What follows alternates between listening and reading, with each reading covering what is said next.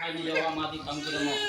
mathangda lemreng ima sidabida lemreng sidabi kaga mungai ima na pari nung oibagi jumlet tara imung se ana ye yawan bigano ture ilai chalhan bigano haini yawa madi kangjiramo do mathangda imonu aben habadi imonu aben koloi mingnandi ngare mathumlei ma event haina kaune ngare mathumlei ma ibel wa thodung nungdum ahum bo laitai nabiyo na pari namong oibasingna tawjaruba kibik samu imai pa ahindrimo haina thongni biyo do mathangdadi thongjinda thom tholai tambiyo thongak ipa imana ekoi khwai punamakpu ayuk yanda anganbada konthabiyo numidang waramdana thagon nabiyo haina yawa madi kangbiyo asumna isungmanggi mayai chabukta ising kompak amada haplo thuk nakallo laimai da haitharo ahumlak tawjaro haina yawa madi kangbiyo do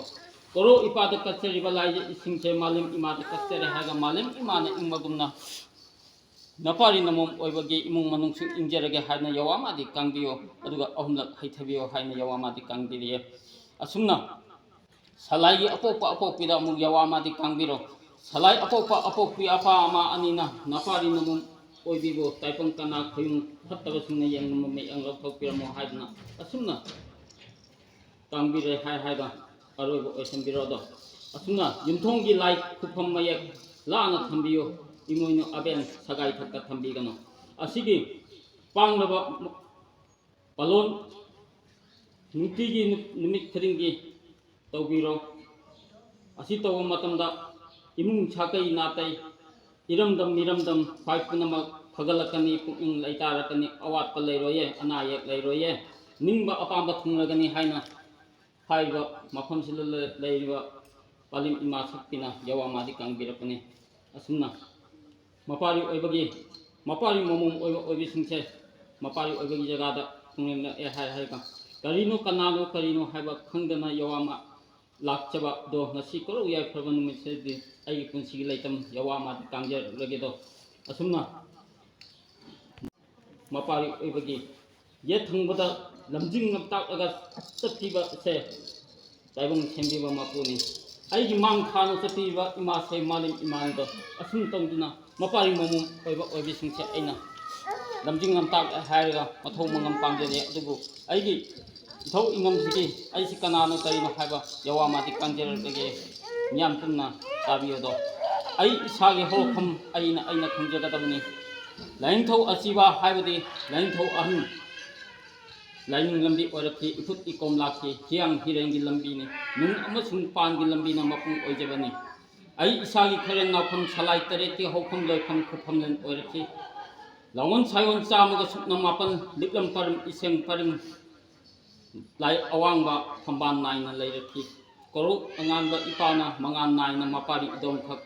malem leida sindabirkhi chawa sare phark aba taibam khoyum satheng naba matam oire khanna Kawu ipa imana lambi asida sinabirake Maitei di maitei oina leijaro malim sinba thungna lagi leipak leirepak ni nasupna su thokna leijaro tawjaruba nathau puning changjaro irik iseng tawjaro halang chakta langjaruba tahidaba chakhiba tahidaba tawkhiba tawruba kumba yang yaikulen athoiba ahumda sengjaruso anoba mapokta pokcheruro niklam param iseng mai ising mungset masuk mangaluna wangna nganba putna mamba hai haya hai haina yawa mahakti korong malim anigi min khairone kawano taibang singna khoyum lai oning nubagi mathau natana mathau sarbadagi awa hoidung langjabani khoyum oiba napa namadi silam sintha pangjari taibang oibna khangroi uroi sat asidi maton lomlakadore khangna unama chatlagadabane khango mapo asigi uwa khangroidra khaluraba lekut araida lotlaga lermlaba laioiraba kunama saramchat ngaramchat pasing loisin khraba matung sidadi uwa khangragani maitai lapak sing lepak asida Mangkok lamda haimun haimon loye khango sumna makha chatharagar pada atingkong maru sidaba mangang luang khuman haina thangnariba malim ima ahumna yawa madi kangkirapane makhatana sahi masek mangan leitingai matambo amamba kongrami miyamna BC haina bedune matamdugi lengak atingkok maru sidaba sidabi ima leipan naraga koro anganba puthokle koro anganba ipaga Palong lambi ima haibdi ireima ima leipan narga malem ima puthokrakpane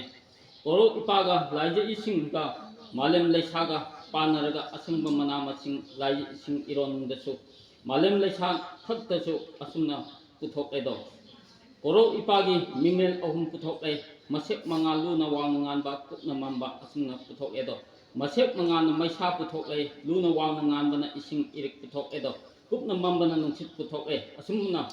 ꯃꯥꯂꯦꯝ ꯂꯩꯁꯥ ꯑꯃꯗꯤ ꯂꯥꯏꯖ ꯏꯁꯤꯡꯗꯒꯤ ꯊꯋꯥꯏ ꯄꯥꯟꯕ ꯄꯨꯊꯣꯛꯂꯦ ꯊꯋꯥꯏ ꯄꯥꯜꯂꯤꯕꯁꯤꯡꯗꯒꯤ ꯑꯊꯣꯏꯕ ꯁꯤꯡꯒꯤ ꯃꯔꯛꯇꯒꯤ ꯇꯥꯏꯕꯪ ꯃꯤꯃꯦꯜ ꯄꯨꯊꯣꯛꯈ꯭ꯔꯦ ꯀꯣꯔꯧ ꯏꯄꯥꯗꯒꯤ ꯃꯉꯥꯟ ꯇꯔꯦꯠ ꯂꯧꯔꯒ ꯁꯂꯥꯏ ꯇꯔꯦꯠ ꯄꯨꯊꯣꯔꯛꯈꯤ ꯃꯁꯦꯛ ꯃꯉꯥꯜ ꯂꯨꯅ ꯋꯥꯡꯅ ꯉꯥꯟꯕ ꯀꯨꯞꯅ ꯃꯝꯕ ꯑꯉꯝꯕ ꯃꯩꯂꯥꯡ ꯊꯧꯅ ꯉꯥꯟꯕ ꯇꯦꯡꯂꯣꯏ ꯉꯥꯟꯕ ꯍꯥꯏꯗꯨꯅ ꯇꯔꯦꯠ ꯄꯨꯊꯣꯛꯂꯦ ꯑꯁꯨꯝꯅ ꯃꯥꯂꯦꯝ ꯂꯩꯁꯥ ꯇꯔꯦꯠ ꯄꯨꯊꯣꯔꯛꯂꯦ ꯂꯥꯏ ꯅꯤꯡꯊꯧ ꯃꯥꯄꯟ ꯄꯨꯊꯣꯔꯛꯂꯦ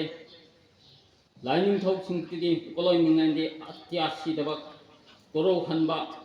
ꯀꯧꯕ꯭ꯔꯨ ꯊꯥꯡꯖꯤꯡ ꯃꯥꯔꯖꯤꯡ ꯋꯥꯡꯄꯨꯔꯦꯝ ꯅꯣꯡꯗꯥꯂꯥꯏ ꯑꯍꯥꯟꯕ ꯅꯣꯡꯄꯣꯛ ꯏꯄꯥ ꯂꯣꯌꯥ ꯂꯥꯛꯄ ꯑꯁꯨꯝꯅ ꯂꯥꯏ ꯃꯥꯄꯟ ꯄꯨꯊꯣꯛꯂꯦ ꯂꯩꯁꯥ ꯇꯔꯦꯠꯀꯤ ꯄꯣꯠꯂꯣꯏ ꯃꯤꯡꯅꯦꯟꯗꯤ ꯏꯍꯧ ꯏꯃꯥ ꯂꯩꯇꯥꯏꯕꯤ ꯏꯃꯥ ꯂꯩꯁꯦꯝꯕꯤ ꯏꯃꯥ ꯂꯥꯏꯖꯂꯦꯝꯕꯤ ꯏꯃꯥ ꯂꯥꯏꯖꯈꯣꯡꯕꯤ ꯏꯃꯥ ꯂꯝꯖꯤꯡꯕꯤ ꯏꯃꯥ ꯃꯥꯂꯦꯝ ꯏꯃꯥ ꯄꯨꯊꯣꯔꯛꯂꯦ ꯑꯁꯨꯝꯅ ꯇꯧꯅ ꯑꯇꯤꯌꯥ ꯁꯤꯗꯕꯅ ꯁꯂꯥꯏ ꯇꯔꯦꯠ ꯁꯟꯗꯣꯔꯛꯂꯦ ꯀꯣꯔꯧ ꯍꯟꯕ ꯃꯔꯤꯅ ꯉꯥꯛꯂꯦ ꯀꯣꯟꯅ ꯆꯛ ꯑꯁꯤꯒꯤ ꯃꯁꯦꯛ ꯃꯉꯥꯟꯗꯨꯅ ꯅꯣꯡꯄꯣꯛ ꯂꯩꯍꯧ ꯆꯤꯡꯁꯥꯡ ꯅꯥꯄꯣꯝ ꯆꯤꯡꯅ ꯄꯥꯟꯖꯈ꯭ꯔꯦ ꯂꯨꯅ ꯋꯥꯡꯅ ꯉꯥꯟꯕꯅ ꯈꯨꯒꯥ ꯏꯔꯣꯡꯗ ꯅꯣꯡꯆꯨꯞ ꯃꯥꯏꯀꯩ ꯉꯥꯛꯅ ꯄꯥꯟꯖꯈ꯭ꯔꯦ ꯀꯨꯞꯅ ꯃꯝꯕꯅ ꯏꯕꯨꯙꯧꯅ ꯃꯄꯤꯊꯦꯟ ꯆꯤꯡꯁꯥꯡ ꯅꯥꯄꯣꯝ ꯐꯥꯎꯅ ꯀꯪꯀꯨꯏ ꯁꯨꯔꯨꯡ ꯄꯉꯥꯛ ꯆꯠꯈ꯭ꯔꯦ ꯑꯁꯨꯝ ꯇꯧꯅ ꯃꯤꯔꯣꯟ ꯀꯌꯥꯒꯤ ꯊꯧꯄꯨ ꯀꯥꯡꯖꯔꯦꯗꯣ ꯑꯩ ꯏꯁꯥ ꯃꯥꯂꯦꯝꯁꯤꯗ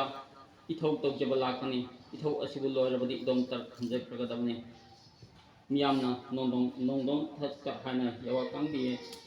ꯖꯤꯕ ꯂꯣꯛꯄ ꯆꯤꯡ ꯍꯥꯏꯅꯁꯨ ꯀꯧꯅꯩꯌꯦ ꯃꯤꯌꯥꯝꯅ ꯑꯁꯨꯝꯅ ꯁꯥꯏꯟꯁꯀꯤꯗ ꯍꯥꯏꯗꯅ ꯖꯨꯝꯂꯦꯟ ꯍꯥꯏꯅꯁꯨ ꯀꯧꯅꯩꯌꯦ ꯑꯁꯨꯝꯅ ꯉꯁꯤ ꯀꯣꯔꯧ ꯌꯥꯏꯐꯔꯕ ꯅꯨꯃꯤꯠ ꯑꯁꯤꯗꯤ ꯃꯄꯥꯔꯤ ꯄꯨꯀꯧꯅꯤꯡ ꯑꯍꯥꯟꯕ ꯅꯣꯔꯦꯡ ꯀꯧꯕꯅ ꯃꯥꯂꯦꯝ ꯑꯁꯤꯗ ꯂꯩꯔꯤꯕ ꯃꯄꯥꯔꯤ ꯃꯃꯣꯝ ꯑꯣꯏꯕ ꯑꯣꯏꯕꯤꯁꯤꯡꯁꯤꯒꯤ ꯇꯧꯍꯩꯗꯕ ꯇꯧꯔꯨꯕ ꯆꯥꯍꯩꯗꯕ ꯆꯥꯔꯨꯕ ꯉꯥꯡꯍꯩꯗꯕ ꯉꯥꯡꯉꯨꯕ ꯈꯨꯗꯤꯡꯃꯛ ꯑꯁꯤ ꯉꯁꯤꯗꯤ ꯏꯃꯥ ꯏꯄꯥ ꯑꯅꯤꯃꯛ ꯑꯣꯏꯔꯤꯕ ꯈꯨꯗꯤꯡꯃꯛ ꯑꯁꯤꯅ ꯂꯥꯜꯂꯨꯕ ꯈꯨꯗꯤꯡꯃꯛ ꯑꯁꯤ ꯀꯟꯕꯤꯔꯝꯃꯣ ꯍꯥꯏꯗꯨꯅ ꯉꯁꯤ ꯀꯣꯔꯧ ꯌꯥꯏꯐꯔꯕ ꯅꯨꯃꯤꯠ ꯑꯁꯤꯗꯤ ꯃꯄꯥꯔꯤ ꯃꯃꯣꯝ ꯑꯣꯏꯕ ꯑꯣꯏꯕꯤꯁꯤꯡꯁꯦ ꯂꯝꯖꯤꯡ ꯂꯝꯇꯥꯛꯄꯤꯔꯦ ꯍꯥꯏꯔꯒ ꯍꯟꯗꯛꯀꯤ ꯀꯣꯟꯅ ꯆꯛ ꯑꯁꯤꯗꯗꯤ ꯃꯄꯥ ꯃꯄꯨꯕꯨ ꯇꯤꯟꯊꯤꯔꯛꯄ ꯂꯥꯏꯊꯤꯔꯛꯄ ꯈꯨꯗꯤꯡꯃꯛ ꯑꯁꯤꯒꯤ ꯃꯄꯥ ꯃꯄꯨꯒꯤ ꯈꯨꯗꯤꯡꯃꯛ ꯑꯁꯦ ꯑꯐꯕ ꯌꯥꯏꯐꯕ ꯄꯤꯅꯕꯤꯌꯨ ꯍꯥꯏꯗꯨꯅ ꯌꯧ ꯑꯃꯗꯤ ꯀꯥꯡꯖꯔꯤꯌꯦ ꯉꯁꯤ ꯍꯩꯔꯥꯡ ꯑꯍꯨꯝ ꯀꯠꯆꯔꯤꯕ ꯑꯁꯦ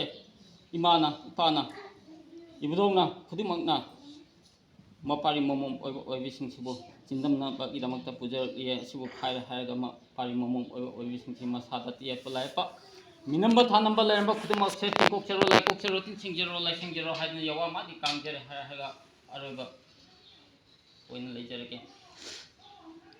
ꯏꯕꯨꯙꯧ ꯏꯕꯦꯟꯙꯧ ꯑꯅꯤꯅꯁꯨ ꯁꯅꯥꯏ ꯈꯝꯕꯥꯟ ꯍꯛꯀꯠꯄꯤꯔꯣ ꯃꯐꯝꯁꯤꯗ ꯀꯣꯜꯂꯤꯕ ꯏꯕꯨꯙꯧ ꯏꯕꯦꯟꯙꯧꯅꯁꯨ ꯍꯣꯌꯥꯟꯅꯕꯤꯔꯛꯑꯦꯗꯣ ꯉꯁꯤ ꯀꯣꯔꯧ ꯌꯥꯏꯐꯔꯕ ꯅꯨꯃꯤꯠ ꯑꯁꯤꯗꯤ ꯃꯄꯥꯔꯤ ꯃꯃꯣꯝ ꯑꯣꯏꯕ ꯑꯣꯏꯕꯁꯤꯡꯁꯤꯒꯤ ꯁꯩꯍꯧ ꯏꯁꯩ ꯃꯄꯥꯔꯤ ꯑꯣꯏꯕꯅ ꯌꯧꯋꯥ ꯃꯥꯗꯤ ꯀꯥꯡꯖꯔꯒꯦꯗꯣ hayya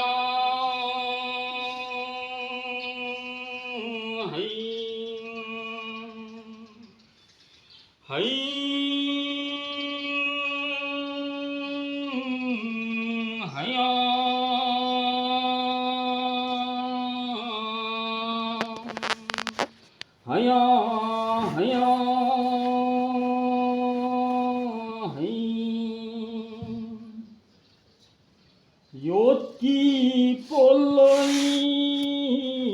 haloi sanse Kamlang ningthau ahakpa Koloi min khailon nadi ha ahakpa Wayet kati nadi thakare Paima punging hatau jaro Pari imong khuding na Paima yang dau hatelak le Ikum itha surak le Kokton matong halom lakle hada ita chanabi ipu iben hathorakle kun sangadi hamai waire hai hayo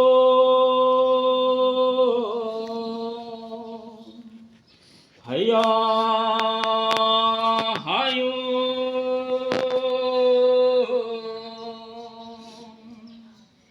hai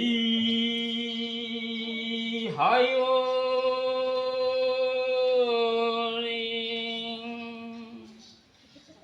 asuna koro yai pharaban isedi mapari ko kon ahaman oring ko banane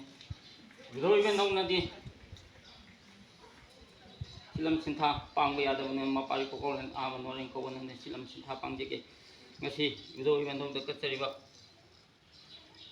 tawing herang ase mapari momong oibe sina sinum tere harga moina khangdadana dayong sina tawde yade haiduna toksim deruba mokoida anaba ekpa lakadaba matam tunsi matang tension e na haido kudima ase herang asina maram oi harga mokoida chindam tere harga mokoida masada yawriba yepa lai pa kudima selo thokyo haidun ngasi mapari momom oibe singsige mahut maren chila harga noreng kobuna ne kopi kolen nonjari hoyana to hi dia